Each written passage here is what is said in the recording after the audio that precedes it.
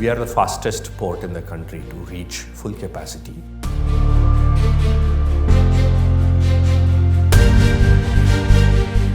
Breakwater, which breaks the waves and gives a calm water inside for operations.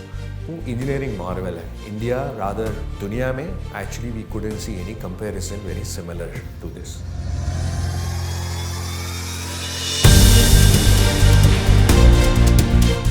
VTMS system अभी तक India में जितना भी जगह पे था, नॉर्मली हम लोग यूरोप वगैरह से इम्पोर्टेड सिस्टम लगाते थे, लेकिन ये फर्स्ट टाइम इंडिया में हमने IIT चेन्नई की मदद से खुद डेवलप किया ये पूरा system. We are the only automated terminal head in the country में. 36 ऑपरेटर है, उसमें 10 एम्प्लॉइज फीमेल ऑपरेटर्स हैं. हम लोग हर साइज़ के कंटेनर वेसल हैंडल कर सकते हैं, दुनिया के जो सबसे बड़े कंटेनर शिप्स हैं. 32,000 कंटेनर एट ए टाइम हमको होल्ड कर सकते हैं. 32,000. ये लोग यूरोप या गल्फ से सीधा इधर कनेक्ट करते हैं, then goes to far east. उनको डाइवर्शन कम पड़ता है. जो ईस्ट वेस्ट शिपिंग राउट है, एक बहुत ही बिजी राउट कहा जाता है. उस शिपिंग राउट से सबसे नज़दीक है 10 nautical mile plus 18 to 20 metres का नेचुरल ड्राफ्ट है. This port is going to be not only a transshipment hub, but पूरा साउदर्न इंडिया के लिए गेटवे बन जाएगा और पूरा देश के लिए और मे बी शायद साउथ ईस्ट एशिया के लिए एक ट्रांसशिपमेंट हब बन जाएगा.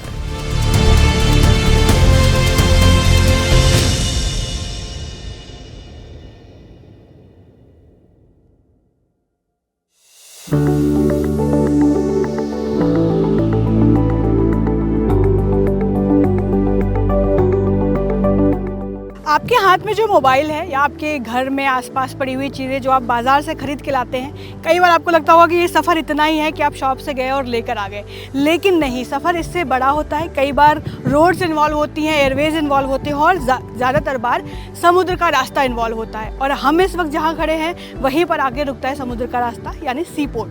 हम वेनिज़म इंटरनेशनल सी पोर्ट पर खड़े हैं और यहाँ पर हम समझेंगे कि एक सी पोर्ट में सिर्फ जो कंटेनर की मैट्रिक्स है उसके पीछे असली और सिंपल मैकेनिज़्म क्या है और क्या क्या अलग अलग विभाग काम करते हैं और कैसे एक जगह से चला हुआ सामान, दूर देश से चला हुआ सामान हमारे घरों तक पहुंचता है. उसके बीच की सारी कड़ी हम आसान शब्दों में समझेंगे और ये भी समझेंगे कि इस पोर्ट में ऐसा क्या है कि लोग ये दावे कर रहे हैं कि ये देश की अर्थव्यवस्था के लिए एक गेम चेंजर पोर्ट है और ये एक इंजीनियरिंग मार्वल है. तो आइए देखते हैं.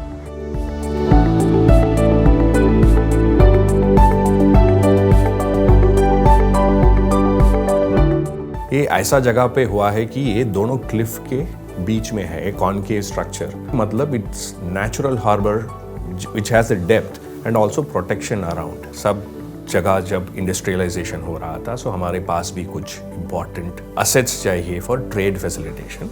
And India as a country was losing lot of potential जो रेवेन्यू है हमारा एक्सपोर्टर्स का फॉरेन एक्सचेंज है बिकॉज हमारा cargos was transshipped from outside of country. Kerala government set up a special purpose vehicle to drive the port.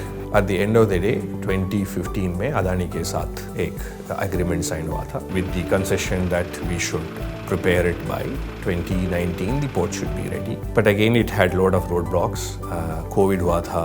100 साल में एक बार को जो जोर से बारिश हो रही थी वो सब हुआ था. एक साइक्लोन क्रॉस किया था. Was doesn't normally directly hit. So it went through lot of roadblocks. But 2024 में we actually opened this port.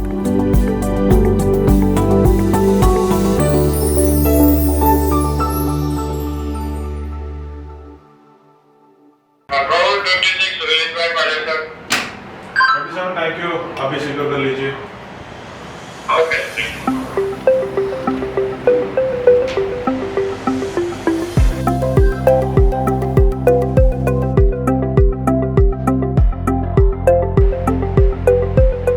तो हम इसके स्टार्टिंग पॉइंट पे खड़े हैं, VTMS कंट्रोल रूम, जिसको रेडियो कंट्रोल रूम आम भाषा में कहते हैं, वेसल ट्रैफिक मैनेजमेंट सिस्टम. तो ये कैसे काम होता है, जब शिप आ रही है तो क्या मैसेज आता है और उसके बाद ये पूरा रूम कैसे फंक्शन करता है, किन किन डिपार्टमेंट्स को एक्टिवेट करता है, वो सब हम जानेंगे. हमारे साथ गिरीश जी हैं. Girish ji, so first of all welcome Shweta ji. Vizhinjam port India का सबसे मॉडर्न टर्मिनल है, कंटेनर टर्मिनल, और जहाँ पे हम लोग हर साइज़ के कंटेनर वेसल हैंडल कर सकते हैं। दुनिया के जो सबसे बड़े कंटेनर शिप्स हैं, जैसे कि 400 मीटर तक के कंटेनर शिप जिनका कंटेनर कार्गो कैरिंग कैपेसिटी लगभग 24,000 कंटेनर या उससे भी ज़्यादा रहता है। जैसे अगर आप उस पर एक रोड में स्टैक करने का सोचेंगे तो 120 किलोमीटर का लाइन बन जाएगा, इतना कैपेसिटी एक शिप में रहता है। वर्ल्ड्स लार्जेस्ट शिप्स जो आइरीनिया है, आइरीना क्लास है, जो भी है, सो साल डेढ़ साल में एक बार मुंबई या मुंद्रा कॉल करती है। वी हैव ऑलरेडी क्रॉस्ड 50+ सो फार।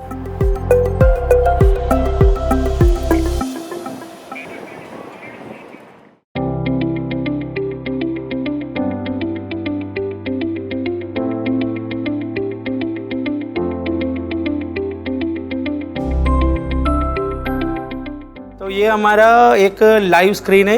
ये स्क्रीन में क्या हो रहा है और बाहर क्या हो रहा है सेम रेप्लिकेशन है, ये स्क्रीन में देख रहे हैं। सो हमारा मैनेजर्स उधर से इजीली मॉनिटर कर सकता हो। ये स्क्रीन से हम लोग का 2-3 बेनिफिट है। उधर देखेंगे तो मालूम होएगा some of the trailers are moving. जैसे सर नंबर देके बताइए। देखो ना, truck 03, truck 47 you can see है ना। देखो एक ट्रक इधर आ रहा है, ट्रक नंबर 45 इधर आ रहा है। So meaning of that one, the trailer is moving. The trailer number is truck 45. और इनके पीछे ये जो बैटरी के जैसे बने हैं, ये यार्ड का ऑक्यूपेंसी है मैडम। सो ये ऑक्यूपेंसी ज्यादा होने का टाइम में उसका कलर रेड के ओर से जाएगा। कलर बढ़ते हमारे वेदर फोरकास्टिंग में जाएगा ना, green flag, yellow flag, orange flag, same like इसमें रेड तक जाएगा। तो मीनिंग इज ये यार्ड में ज्यादा ऑक्यूपेंसी हो गया। तो हम लोग टाइम पे क्या करते हैं? नहीं, हम लोग ये रेड होने के लिए चांसेस नहीं दे दूंगा। इसके लिए हमारे यार्ड प्लानर है विष्णु है, वो क्या करेगा, ये सब देखकर क्या करेगा, वो डिस्ट्रीब्यूशन अलग अलग यार्ड में देखकर उसको ग्रीन में मैक्सिमम ये कलर तक मेंटेन करेगा।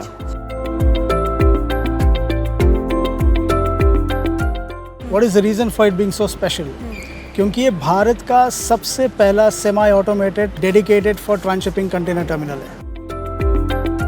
मैनुअल टर्मिनल में ये क्रेन ऑपरेटर बैठेगा क्रेन का ऊपर, वो क्रेन का ऊपर बैठकर ऐसा देखकर काम करना पड़ेगा। बट इधर कैसा है, ये क्रेन ऑपरेटर वेरी रिलैक्सली काम कर रहा हूँ, बैठकर काम कर रहा हूँ। इसको देखेंगे तो मालूम है ये क्रेन नंबर 5 चला रहे हैं। इसका टीवी में देखेंगे तो मालूम है मॉनिटर में 4 व्यू पॉइंट है उसका। सेकंड मैटर है इसका क्रेन का इंफॉर्मेशन और क्रेन का alertness, all things will come on that screen. तो ये अभी क्या कर रहे हैं? ये कंटेनर डिस्चार्ज करके लोडिंग है ना, ये लोड कर रहा हूँ यार्ड से। एक ट्रेलर में कंटेनर आ गया, वो कंटेनर इधर से पिक करके जहाज में लोड कर रहा हूँ।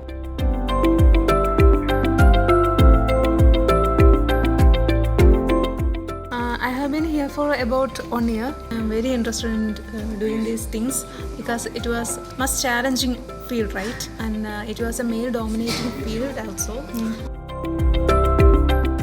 Actually, she is communicating to planning department. Like one crane is idle now. Her duty is to inform to them and run the show.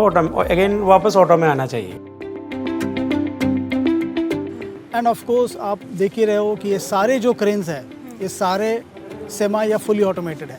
सो ये जो यार्ड क्रेन्स है हमारे, ये सारे के सारे ऑटोमेटेड है। इसमें ऑपरेटर की ज़रूरत नहीं है। आप देखिए वहाँ पे कहीं भी ऑपरेटर का कैबिन नहीं है। और जो हमारे STS क्रेन्स हैं, जो शिप से कंटेनर उतारते हैं या कंटेनर शिप्स पे चढ़ाते हैं, लोड करते हैं, इसका डिस्चार्ज एंड लोड, वो भी रिमोट कंट्रोल्ड है। भारत में कहीं भी ऐसी सुविधा नहीं है।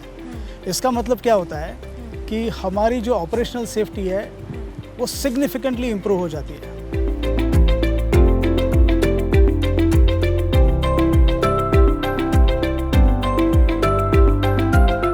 हमारे पास 15 यार्ड्स है, उसमें हम लोग 7,600 ग्राउंड स्लॉट है। पूरा मिलकर हमको 5 हाई तक डालेगा तो हमको 32,000 कंटेनर एट ए टाइम हमको होल्ड कर सकते हैं। 32,000 container.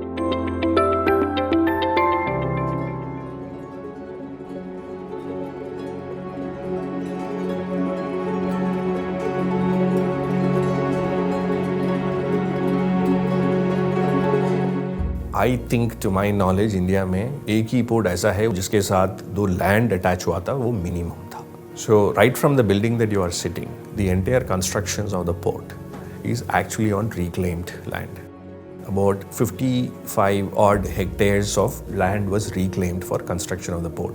There is bare minimum activities on the land side.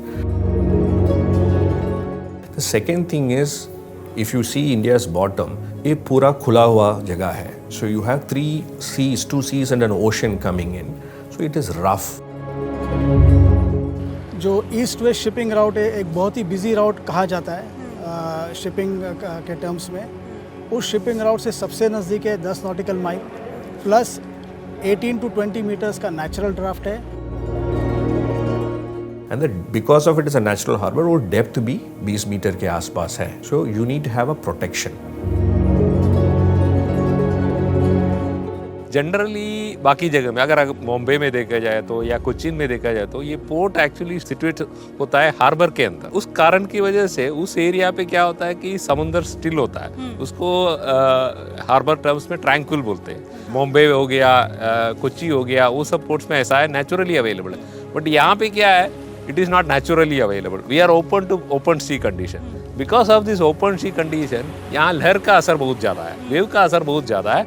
उस वजह से ships cannot safely berth without a proper harbor. वो जो हार्बर है वो ट्रैंक्विल जगह, शांति के साथ जो जगह चाहिए उसी को क्रिएट किया गया ये ब्रेक वाटर से. Though it is called break water. इसको ब्रेक वाटर बोला जाता है, लेकिन इसका पर्पस ये है कि ब्रेक वेव्स है. It actually break the waves and provides a calm atmosphere. What you can see here is almost लहर नहीं है, बिल्कुल लहर नहीं है. वो engineering marvel है. India rather दुनिया में actually we couldn't see any comparison very similar to this.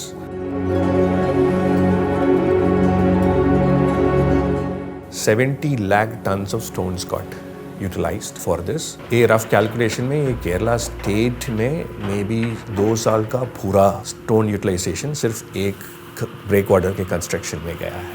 So that's a rough comparison that we have. Third thing is ये पूरा coast line small fisherman and related fishing activities का भरा पड़ा है पूरा. So how do we coexist with them that we also need this and the society also survives. So we balance पूरा ये करके ये पोर्ट का फेज 1 खत्म किया है. पहला फेज में हमने 3 किलोमीटर बनाया. अभी सेकेंड फेज 24 से शुरू हो रहा है. उस फेज में हमने एक और किलोमीटर 90 मीटर्स का एक और स्ट्रेच बनाएंगे. कुल मिला के लगभग 4 किलोमीटर का लेंथ होगा इस structure.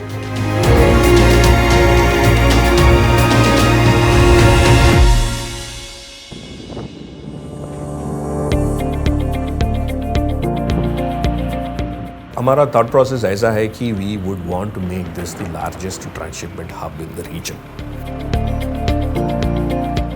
We have also within the first year become the 3rd largest container terminal in the country by volume. Within first year हमारा theoretical capacity, so हमारा गवर्नमेंट के साथ कॉन्ट्रैक्ट था, उनका calculated capacity 1 million. We have already done 1.3 million so far. Immediate priority है कि हम 1 million से 5.5 के थोड़ा ऊपर तक लेके जाएंगे capacity. Will want to be the pioneer in technology में यहाँ. सो जो हमारा फेज 2 उसका नया मशीन्स आएगा वो इससे भी cutting edge latest greatest technology. इसके अलावा हमारे मास्टर प्लान के हिसाब से we are also looking at bunkering as a option. बाहर का 2 इम्पॉर्टेंट कंस्ट्रक्शन एक्टिविटी अभी चल रही है. One is the national highway connectivity. अभी कनेक्शन रोड बन चुका है. So the last portion of connection will get over in the next 1 week. उसके बाद हमारा एक्सिम कार्गो भी आ जाएगा यहाँ. Then we are working with NH and state and central governments to have a larger clover leaf structure. वो 12 से 18 महीने तक लगेगा. That means that it'll have a seamless road connection from all of the country through NH and related stuff. The second part हमारा एक plan है कि सीधा रेल कनेक्शन पोर्ट से वो सदर्न रेलवे लाइन तक जाएगा. इसमें आई थिंक 9.4 किलोमीटर्स 5 किलोमीटर्स पे टनल के नीचे जाएगा. So again it be first something in India where एक कार्गो के लिए डेडिकेटेड टनलिंग होके एक लाइन बनाएगा. द गवर्नमेंट कमिटमेंट है कि by 2028 that will get completed. So उसके बाद this port is going to be not only a transshipment hub but पूरा सदर्न इंडिया के लिए गेटवे बन जाएगा और पूरा देश के लिए और मे बी शायद साउथ ईस्ट एशिया के लिए एक ट्रांसशिपमेंट हब बन जाएगा.